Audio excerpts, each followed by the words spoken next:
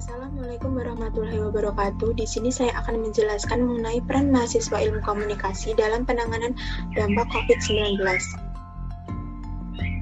Sebelumnya saya akan menjelaskan mengenai apa sih COVID-19 itu. Jadi COVID-19 adalah penyakit yang disebabkan oleh jenis coronavirus baru yaitu SARS-CoV-2 yang dilaporkan pertama kali di Wuhan, Tiongkok pada tanggal 31 Desember 2019. Biasanya coronavirus ini menyebabkan penyakit pada manusia dan hewan. Pada manusia biasanya menyebabkan penyakit infeksi saluran pernapasan. Orang yang terinfeksi coronavirus ini biasanya memiliki gejala yaitu baik gejala umum, gejala sedikit tidak umum maupun gejala serius. Namun ada juga sebagian orang yang terinfeksi virus corona namun tidak bergejala atau disebut dengan OTG atau orang tanpa gejala. Yang selanjutnya, cara pencegahan COVID-19. Yang pertama, kita harus selalu rajin mencuci tangan dengan sabun. Yang kedua, menggunakan masker.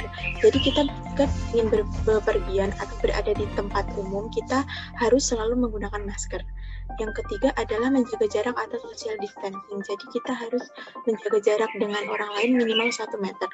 Nah, intinya cara pencegahan COVID-19 ini kita harus selalu mematuhi protokol kesehatan yang telah diterapkan oleh pemerintah.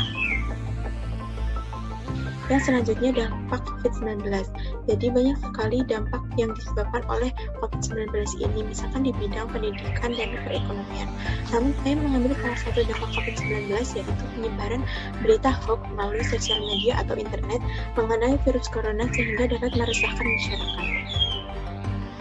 Nah, jadi kita sebagai mahasiswa ilmu komunikasi dalam penanganan dampak COVID-19 terutama untuk mencegah penyebaran berita hoax, kita bisa memberikan pemahaman kepada masyarakat untuk tidak mudah mempercayai berita yang belum tentu kebenarannya, dan juga memberikan wawasan atau pemahaman kepada masyarakat bagaimana menganalisis atau menerima berita yang benar.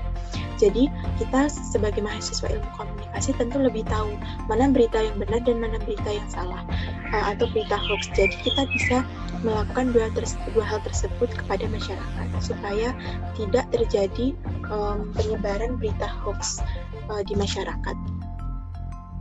Nah, yang selanjutnya cara mengatasi berita hoax mengenai COVID-19.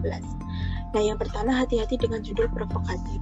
Nah, contoh berita yang berjudul provokatif adalah misalnya virus corona dapat menular melalui tatapan mata.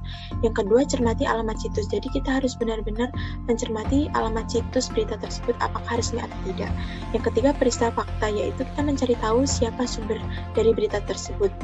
Yang selanjutnya, rujukan berita di website resmi COVID-19 yaitu covid19.go.id dan cek informasi terpercaya dari Kementerian Kesehatan. Selain situs website resmi COVID-19, kita juga bisa mencari informasi melalui atau dari Kementerian Kesehatan.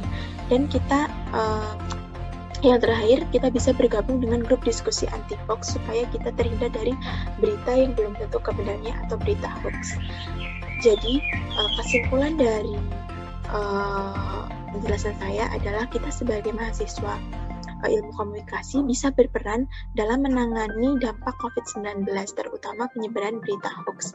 Jadi, setidaknya kita ikut berpartisipasi membantu pemerintah dalam memutus mata rantai penyebaran virus corona ini. Sekian dari saya. Wassalamualaikum warahmatullahi wabarakatuh.